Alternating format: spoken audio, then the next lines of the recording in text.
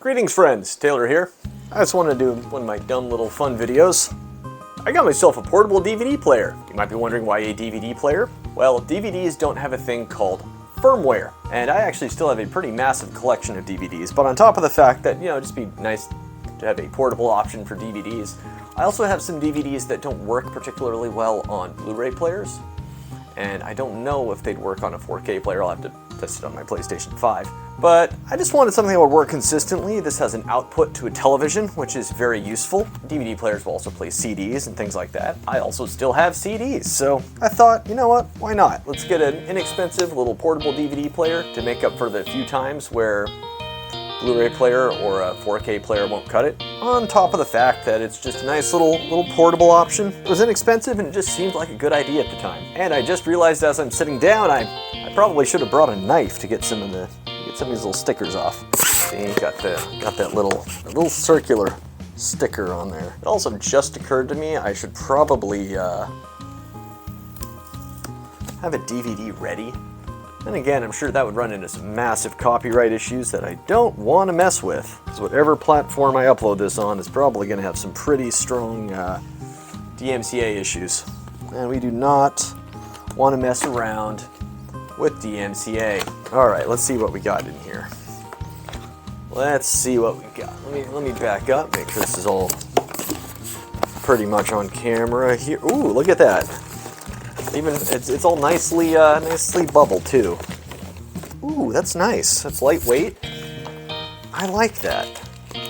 I like that very much. And no, this is not from Five Below. This is just something I got off of Amazon from some random no-name brand I've ever heard of. Spelled Y-O-T-O-N. Yoton? Who knows? Well, that's obviously the instructions. That's just some nice packing material. Ooh. Oh, look at that. It's got kind of like that brushed metal look.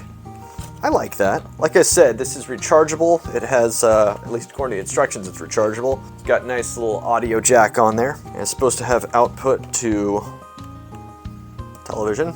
Oh, all right. Oh, look at that. We got the little peely sticker on there. Those are always fun. I just want to add this part real quick because some people really like this part, myself included. It is just so satisfying. It is so satisfying to just peel off that screen. That's so fun to do. This is probably is this a button? Okay, it's a slide to open. Oh, look at that. Oh, that's great. Okay, I like that. I like that. I don't know, maybe I'll do like a part 2 video where I'm actually testing this, but I don't know. I just wanted to do a fun little thing with a fun little thing. I'm liking this. I'm looking forward to testing it out. Well, we haven't even opened the entire box, have we? There's still a whole nother secondary section in here. This is probably where they keep the charger, right? Maybe it has, oh, look at that. Obviously, you need a remote control. Ooh, one thing I want to triple check on here before I risk losing that. See, this is the other thing I really like about these types of units is every DVD player in the history of ever, the only way you can start the movie is not by pressing the play button, it's by pressing the enter button. And these, now most like standalone DVD players that connect to a television do not have an enter button on the device itself. It's always on the remote. But the portable ones tend to have an enter button. And this one, as you can tell, it has an OK button, which I'm 99% sure is the same thing as the enter button used for actually accessing features, starting the movie when you click on it. And it has, let's see, it's kind of hard to make out some of these buttons in this light. But that looks like skip buttons. Those are fast forward and rewind buttons. We have oh yeah, we have a stop, a setup. We have a menu button. I don't know if you can tell, but those it's kind of hard to read. That's actually the only negative I'm seeing on this thing.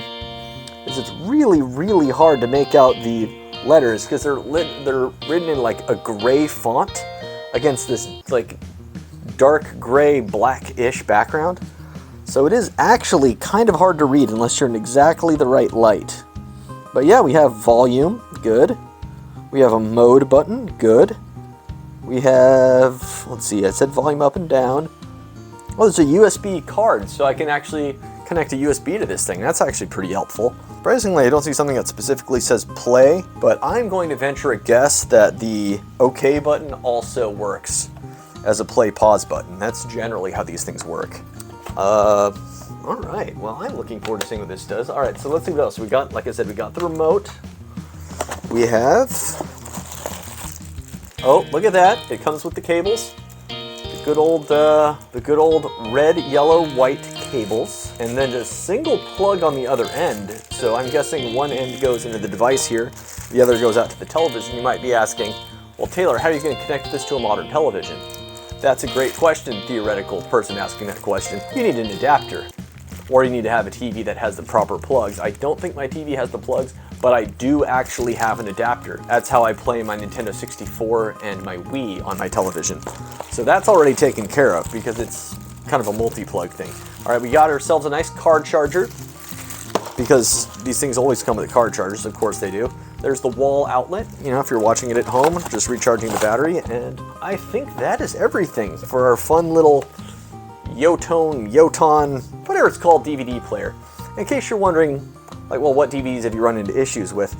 The only one I specifically run into issues with was back on my PlayStation 3. I got too many words jumbled together in my head. On my PlayStation 3, I once ran into issues watching one of my Freakazoid discs. It would get to a certain point on a certain episode and it would just freeze and it would not play the rest of that episode. The only thing I could do was, you know, eject the movie, the disc, it's obviously a series, not a movie, go back to the menu and just skip to the next episode. That episode was just unwatchable for some sort of strange reason. And it worked fine on a DVD player, but not on the PlayStation 3, and theoretically, maybe not on other Blu-ray players. And I did a little searching on the internet. Apparently that's not an uncommon thing. I'm not gonna say not uncommon, but that is a thing that has happened that just occasionally happens with DVDs on Blu-ray players. But there's just my fun little device, my fun little video. I've been sitting on this thing for a couple weeks. I was saving it to show off to my viewers. So for now, I'm Taylor.